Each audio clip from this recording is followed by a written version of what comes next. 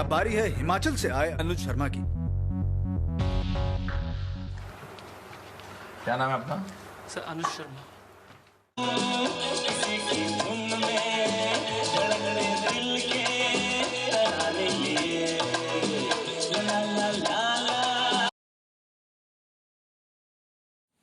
खुद की जुबानी में किसी के अल्फाज सुनाती हूँ। एक बवंडर जीवन का जवाब नहीं होता, एक बवंडर जीवन का जवाब नहीं होता। संगीत के बिना जीवन जीना शायद आसान नहीं होता। पहाड़ी इलाका हर किसी के लिए खास होता है, पहाड़ी इलाका हर किसी के लिए खास होता है। जिसका जन्म स्थान ही खास हो वो तो लाजवाब होता है। गुलिस्ता-ए रेहान में जो मधुरस बनता है, गुलिस्ता-ए रेहान में जो मधुरस बनता है, अनुज जी के आवाज़ में भी वैसा ही मिठास होता है। सुर ताल और सरगम का बखूबी ज्ञान हो जिसमें, सुर ताल और सरगम का बखूबी ज्ञान हो जिसमें, वही शख्स तो संगीत का भगवान होता है। वो रोता है वो मुस्कुराता है, वो रोता है वो मुस्कुराता है, जज्बात भी बखूबी निचोड़ता है। एक संगीतकार नायक होते हुए भी पर्दे के पीछे होता है। उनकी तारीफ हम साधारण मनुष्य क्या कर पाएंगे, उनकी तारीफ हम साधारण मनुष्य क्या कर पाएंगे। हर किसी के अकेलेपन का सहारा भी तो संगीत होता है। Thank you. Actually, sir, we have prepared a small video for you. Thank you so much. Thank you so much. That's so sweet of you. Thank you, guys. Thank you. Good evening to all. I hope you all are doing good. Good evening, sir. I am Ditya, Good evening. your host of today's Tech Talk Live. Let me first tell you about AEEE. AEEE stands for Association of Electrical and Electronics Engineering.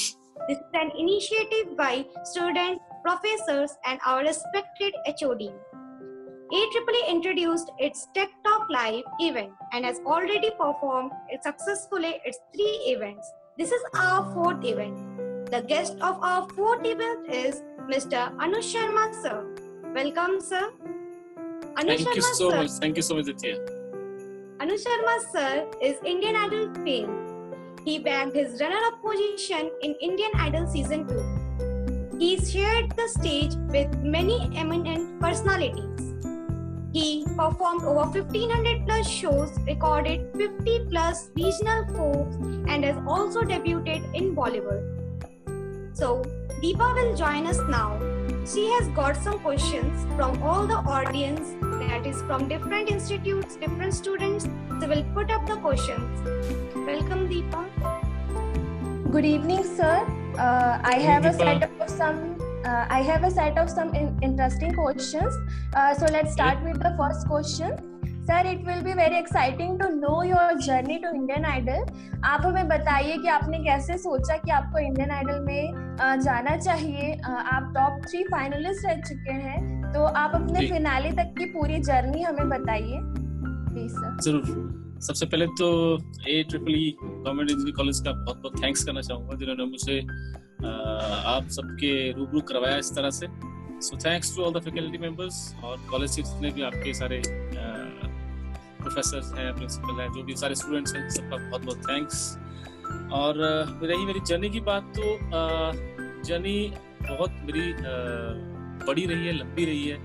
पीछे से अगर idol के पहले से देखूं तो idol से पहले बहुत स्ट्रगल रहा है लाइफ में, बट आइडल से ही स्टार्ट करूंगा डायरेक्ट, क्योंकि आइडल का कभी जाने का सोचा नहीं था मैंने बेसिकली। जब मैं म्यूजिक में कर रहा था तो उस टाइम आइडल 1 जब लॉन्च हुआ तो मैंने उसको देखा था, तो मैंने एक लड़के को स्टार बनते देखा कि यार एक लड़का कहीं से कोई प्रोग्राम स्टार्ट हुआ है और उसको लड़की इतना फेम मिला है उसको, तो यार मैं भी ऐसा गा सकता हूँ। तो वो मन में आई थी बात फर्स्ट टाइम, जब दिमाग में आया कि यार मुझे भी जाना है ऐसा।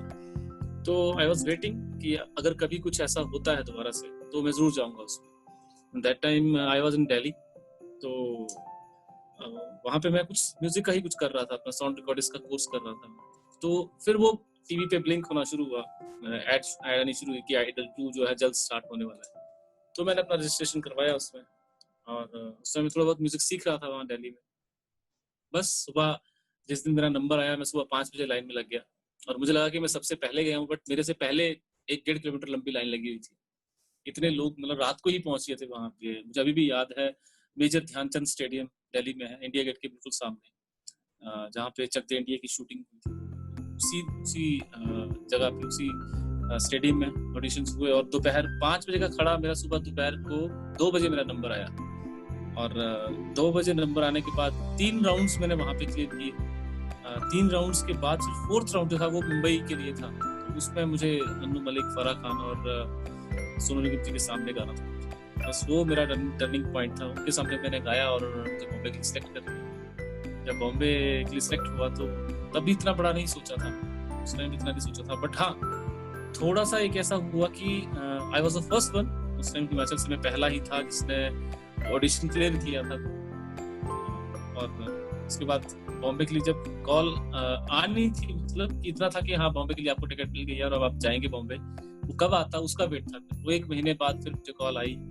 फिर जब कॉल आई तो कॉल आने के बाद बॉम्बे से एक पूरी टीम आई इंडियन आइडल की, जिन्होंने मेरा वीटी शूट किया मेरे बारे में, जैसे आप उससे पूछ रहे हैं उस टाइम उन्होंने मेरे उससे पहले की जर्नी पूछी, मुझे शूट किया, मेरा पूरा कॉलेज का टाइम जो था, जो मेरा खेलना था, वो सब चीजें, तो वो सब रहा मेरा स्टार्ट आइडल का। अगर आप आगे बढ़ेंगे तो वही है, मैं बहुत बोलता रहूंगा, बहुत लंबी स्टोरी है मेरी। Yes, sir. तो ये जर्नी थी बेसिकली, स्टार्ट जो हुआ ऐसे स्टार्ट हुआ मेरा बॉम्बे जाना। Okay, sir. सर, तो देयर इज अ सॉन्ग कच्चे धागे। सर, आप इसी सॉन्ग के कारण इंडियन आइडल में सिलेक्ट हुए थे, तो चलिए आपकी पुरानी यादों को ताज़ा करते हुए क्यों ना इस सेशन की शुरुआत इसी गाने से करते हैं हम। आप इनके कुछ अंतरे हमें सुना दीजिए। जी जरूर। बेसिकली आप जैसे बता रहे हैं मुझे, मैं वहीं पहुंच गया हूँ। जो आपने अभी मुझे एक क्लिप दिखाई मेरी, जो YouTube पे आज भी है, तो उसी गाने से शुरुआत करते हैं।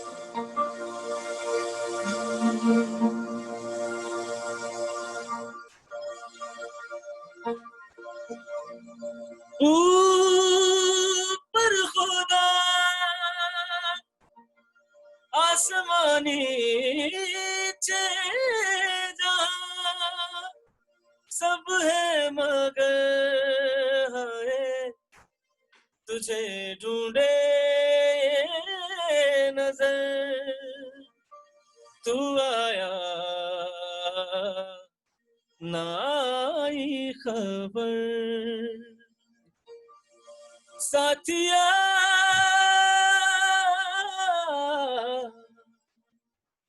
बेलिया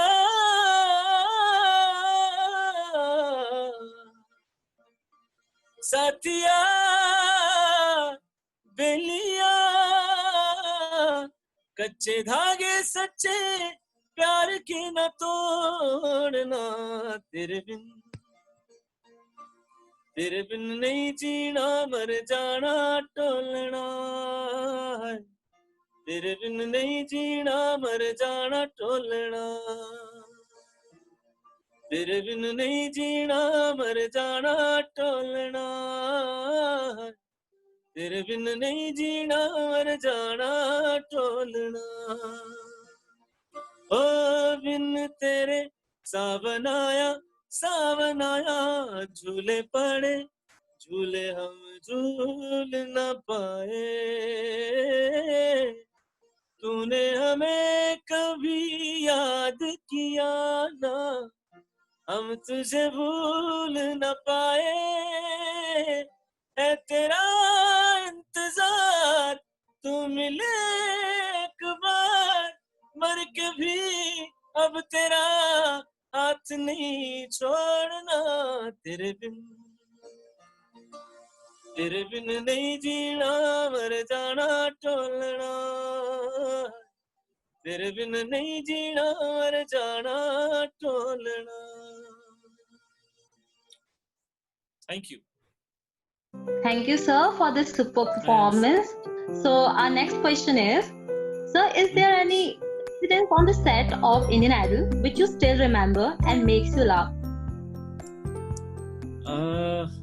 इंसिडेंट बहुत सारे थे ऐसे, कुछ अच्छे थे, कुछ उदास करने वाले भी थे, कुछ हंसने वाले भी थे। एक इंसिडेंट ऐसा था कि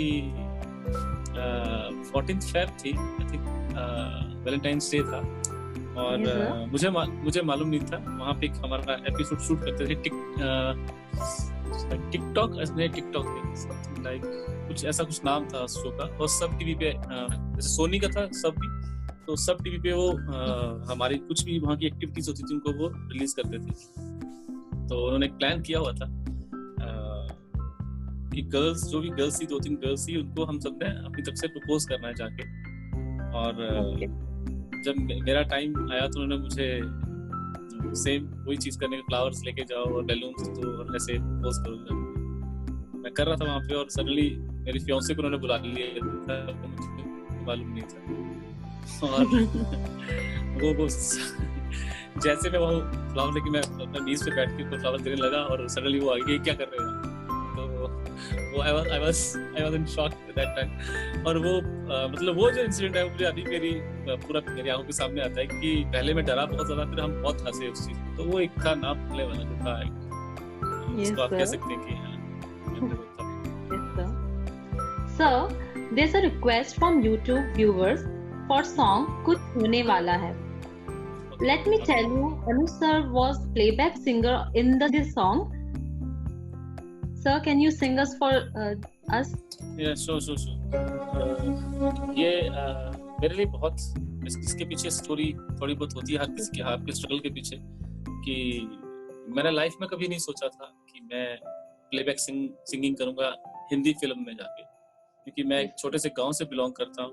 और मैंने उस टाइम ये भी नहीं सोचा कि इंडियन आइडल का एक ऐसा कोई मंच मिलेगा, ऐसा कोई प्लेटफॉर्म मिलेगा और वहाँ पे मैं रनर अप बनूंगा उसका, मैं एक बहुत बड़े शो का, और मैं हर वक्त टीवी पे रहूंगा, ये भी नहीं सोचा था। ये प्लानिंग में नहीं था, मेरी लाइफ की प्लानिंग में ये चीज नहीं थी।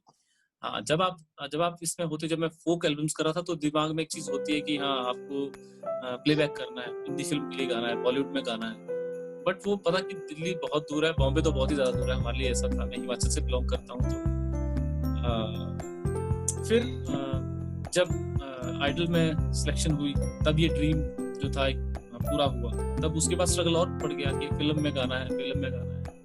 तो फिर मुझे ये गाने का मौका मिला। तो मैं आज भी उन लम्हों को याद करता हूँ। लेकिन क्या है कि जब आप गा देते हो तो आपको स्टिल आप कंफ्यूज रहते हो कि पता नहीं गाना आएगा नहीं आएगा।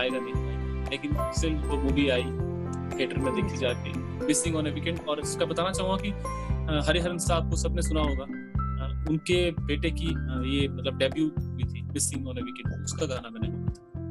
तो मैं आपको सुनाना कुछ बंद है कुछ है खुला, जैसे राज है गहरा हुआ।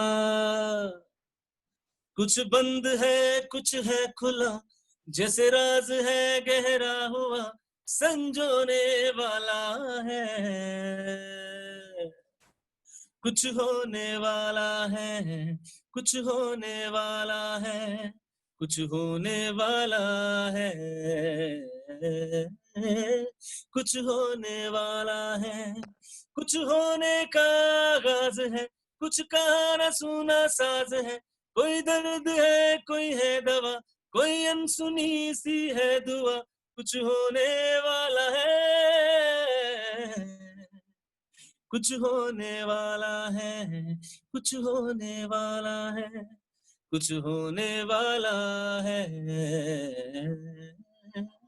कुछ होने वाला है। Thank you. क्या गायकी है सर आपकी, क्या कहूँ मैं आपकी गायकी के बारे में। अगर ये ऑनलाइन इवेंट नहीं होता और ये अगर स्टेज परफॉर्मेंस होता तो मैं कह रही होती अब big round of applause for Anuj Sharma sir. बस म्यूजिक नहीं है, साथ में थोड़ा सा हो जाता है। Yes sir. तो चलिए अब मेरा नेक्स्ट क्वेश्चन है कि आप बहुत सारे एल्बम्स करते रहते हैं, फोक सॉन्ग्स करते रहते हैं, तो आप हमें अपने अपकमिंग प्रोजेक्ट्स के बारे में बताइए कि आप अभी क्या कर रहे हैं और क्या करने वाले हैं नया।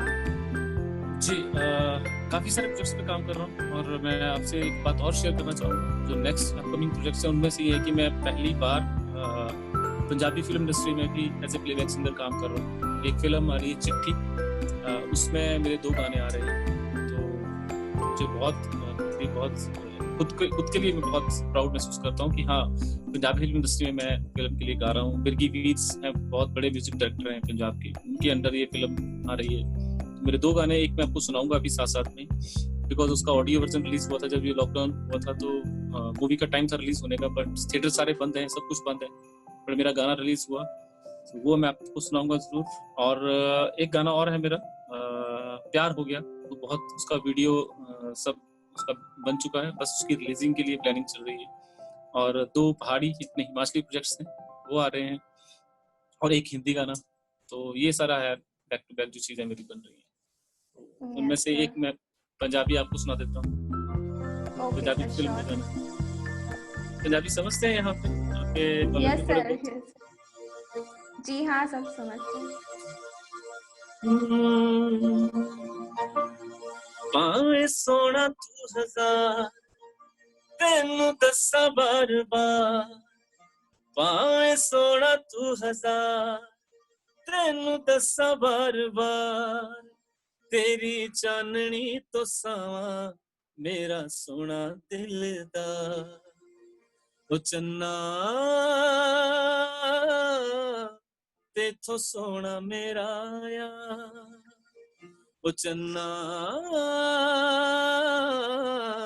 तेथों सोना मेरा यार, जेड़ी झील विच तू तक तक हसदा, ओ दी लहर लहर विच ओदा हासा रसदा, जेड़ी झील विच तू तक तक हसदा, ओ दी लहर लहर विच ओदा हासा रसदा, उस झील विच ओने तकिया सी इक बार, ओ चन्ना तेथों सोना मेरा यार। Thank you, thanks a lot जी, such a lovely performance. Sir, मेरा नेक्स्ट क्वेश्चन ये है कि आपने अपने करियर में अब तक बहुत सारे परफॉर्मेंस किए होंगे, तो आपको अपना सबसे बेस्ट परफॉर्मेंस कौन सा लगा जो आपने किया हो?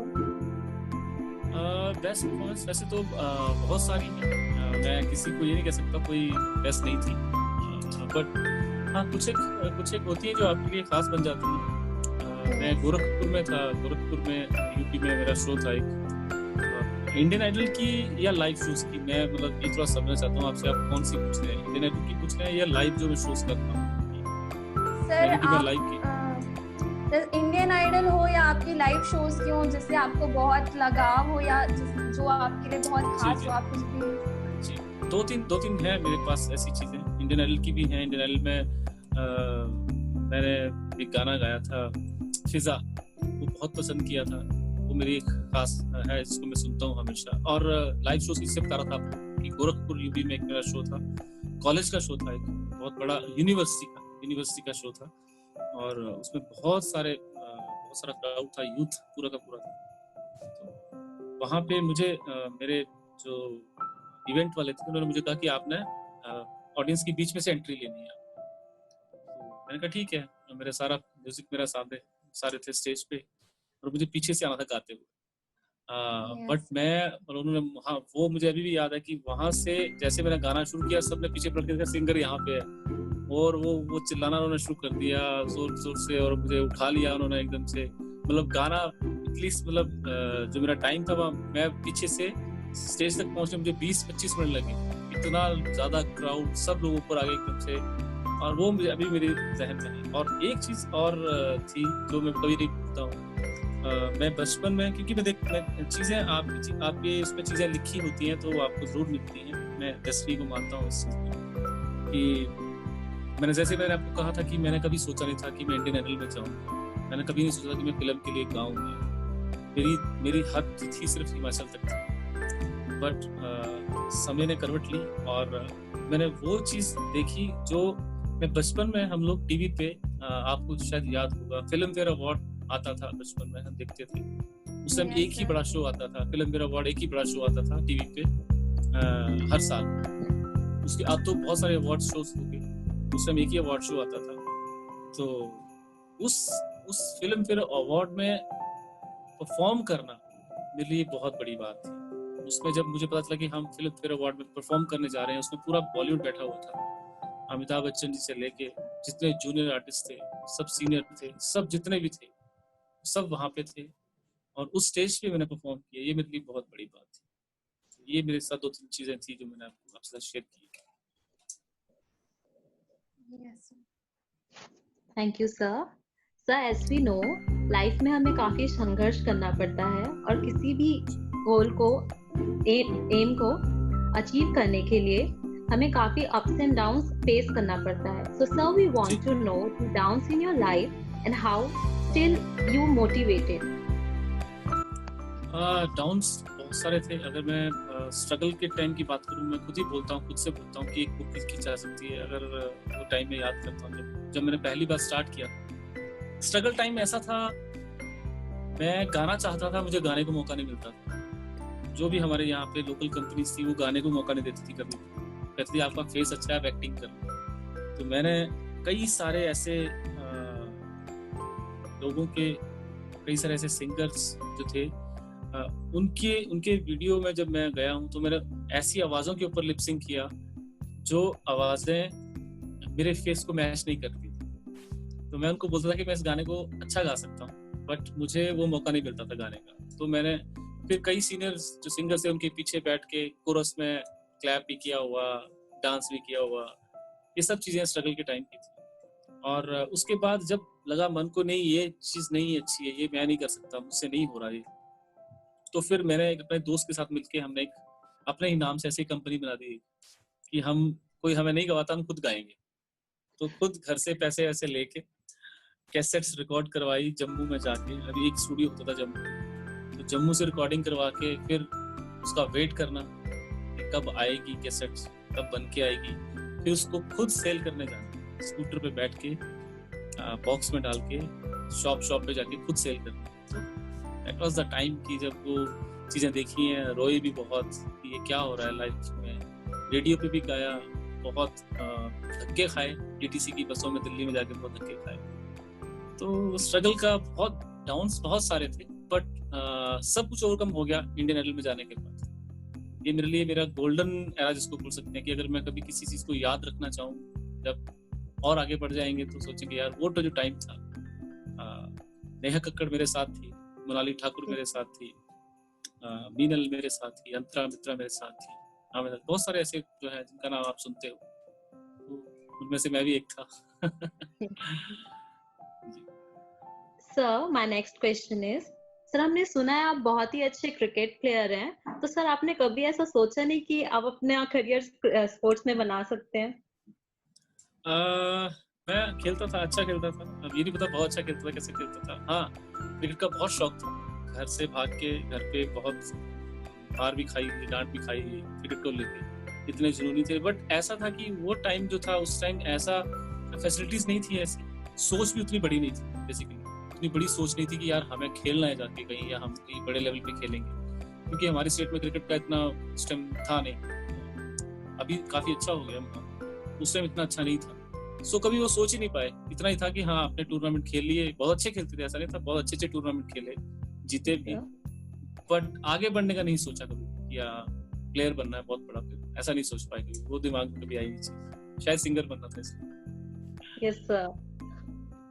Sir, it has been heard that you are a fitness freak, ठीक है, तो सर आप अपने आप को फिट रखने के लिए क्या क्या करते हैं? जैसे कि अभी पेंडेमिक का दौर चल रहा है और सारे अपने घरों में बंद है, तो आप बताइए कुछ फिटनेस के बारे में।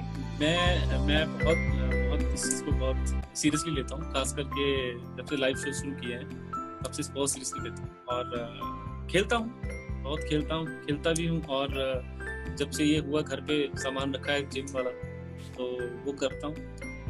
साइकिलिंग करते हैं थोड़ा बहुत, तो मतलब फिटनेस के लिए मैं अपना मिस नहीं करता हूँ। अभी भी शायद आपसे ये इंटरव्यू होने के बाद फिर जाऊंगा आपकी फिटनेस के लिए।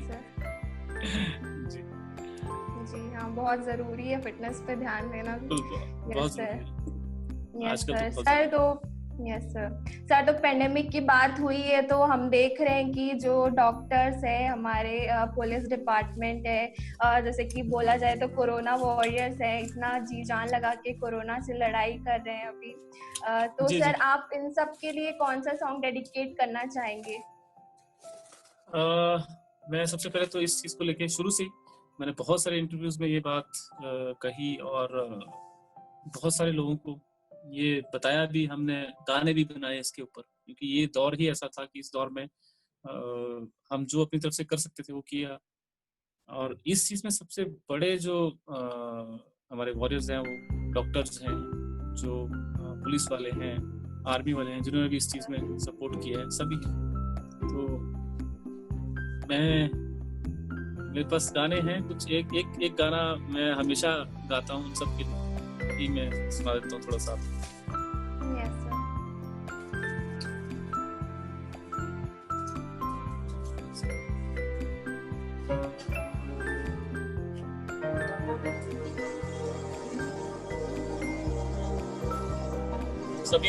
सभी के लिए मेरी तरफ से डेडिकेट है। एक और सुना दूंगा साथ साथ। Okay, sir. तलवारों पे सरवार दिए,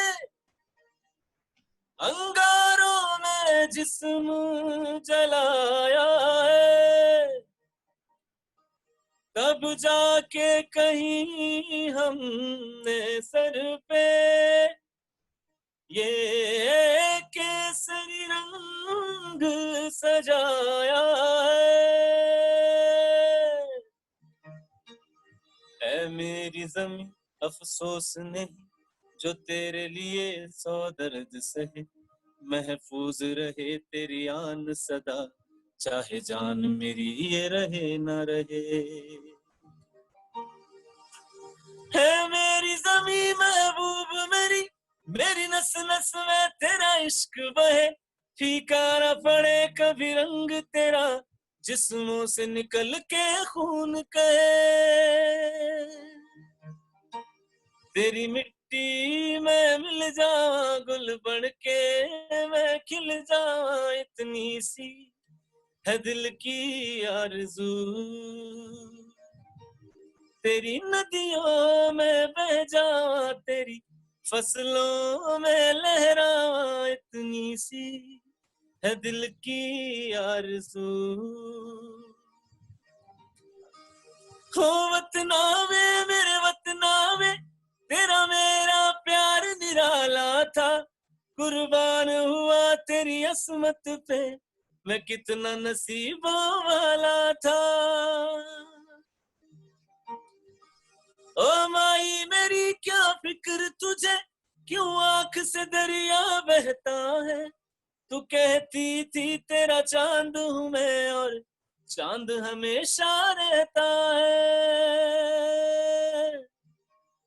तेरी मिट्टी में मिल जा गुल बन के मैं खिल जा, इतनी सी है दिल की आरज़ू। Thank you so much. Thank you, sir. It was a beautiful performance. And sir, इसके lyrics तो दिल को छू जाते हैं. बिल्कुल Sir, सही बात है। my next question is, sir, as you from Himachal Pradesh, so हमें हिमाचल प्रदेश के कल्चर के बारे में कुछ बताइए. सर और एक और रिक्वेस्ट है कि आप कुछ हिमाचली फोक सॉन्ग हमें सुना दीजिए. जी जरूर। हिमाचली कल्चर तो दुनिया को पता है, बहुत ही स्वीट, बहुत ही जिसे कह सकते हैं हम कि अपने आप में एक अलग पहचान रखता है। हमारे यहाँ की जो जैसे फेस्टिवल्स होते हैं हमारे, जैसे जो हमारे शिवरात्रि फेस्टिवल है या होली फेस्टिवल है, उस फेस्टिवल में एक्चुअल हमारे हिमाचल के रंग देखने को मिलते हैं कि जितने भी हमारे देवी देवता हैं, जो भी लोग मानते हैं, उनको उनके उस जगह पे उनके प्रॉपर स्थान बने हुए हैं जहाँ पे आके वो बैठेंगे, रजिस्ट्रेशंस हैं उनकी, वहाँ पे उसी जगह पे आके बैठेंगे अपने सारे लिए सब 7 दिन के लिए। जैसे कुल्लू दशहरा होता है, हम उसमें बहुत सारे ऐसे जो हैं वो वहाँ पे आते हैं और वहाँ पे उस फेस्टिवल की जो शान बढ़ती है। नाटी है हमारे हिमाचल की जो म्यूजिक है, नाटी जो है वो हमारा हिमाचल का वर्ल्ड रिकॉर्ड है ये कि 10,000 लोगों ने इकट्ठे मिलके सेम ड्रेस पहन के ये नाटी की थी वहाँ पे ग्राउंड में कुल्लू दशहरा में। 10 से 15,000 के बीच में लोग थे। तो हमारा कल्चर बहुत रिच कल्चर है, बहुत ही मीठा स्वीट, जैसा म्यूजिक है वैसा ही हिमाचल कल्चर और सर एक Himachali song please. Yes sir. जी मैं अपना ही एक गाना सुनाता हूँ आपको. मेरा गाना लास्ट अभी बहुत बहुत हिट हुआ गाना मेरा वो.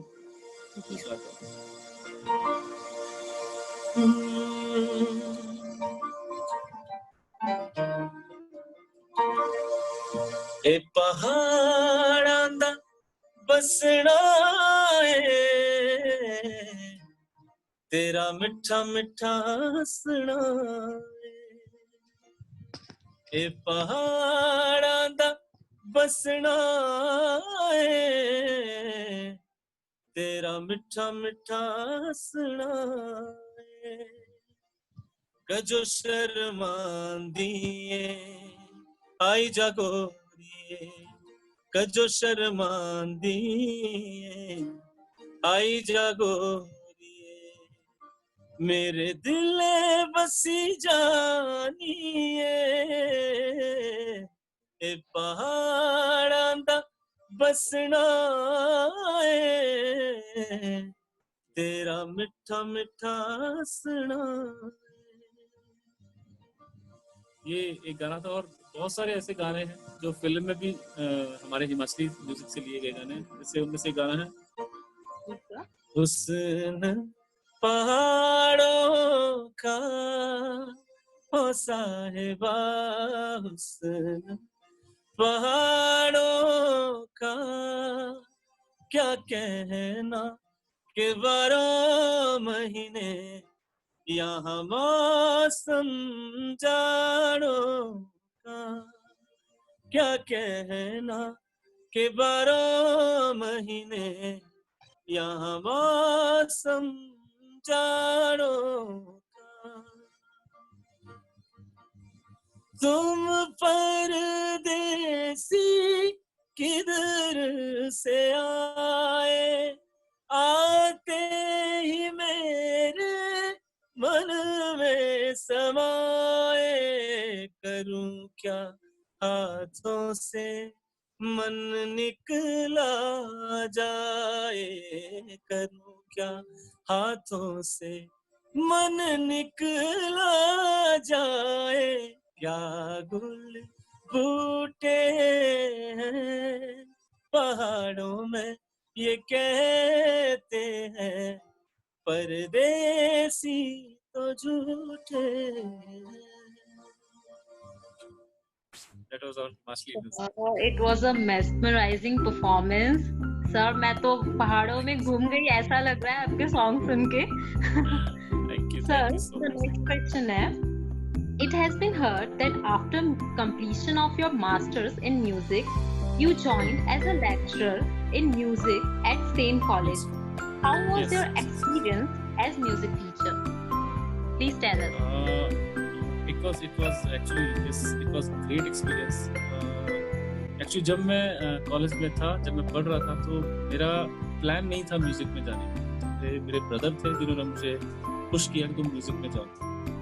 तब से मेरी कॉलेज की और बेसिकली मेरा म्यूजिक की जर्नी वहीं से स्टार्ट हुई. मैं बाकी बच्चों की तरह नहीं था कि मैं बचपन में गा रहा हूँ. मैं गाता था लेकिन अपने 1-2 फ्रेंड्स के और अपने बड़े भाई के सामने. बट उन्होंने मुझे पुश किया. कॉलेज में जब मैं पहुंचा तो वहाँ मुझे लगा कि फिल्मी गाने वाले गाने हैं. बट वहाँ कुछ और था. आपको क्लासिकल सीखना होता है. तो वहाँ से स्टार्ट हुआ. तो मेरे जो टीचर थे मैं आज भी उनको बहुत याद करता हूँ. बलवंत ठाकुर जी अभी भी वो एक कॉलेज में प्रिंसिपल हैं. तो उन्होंने मुझे कहते हैं कि आपको उंगली पकड़ के चलना सिखाया. म्यूजिक में बेसिकली पुश उन्होंने आगे मुझे बहुत किया. सारे कॉम्पिटिशन में मुझे लेके गए ताकि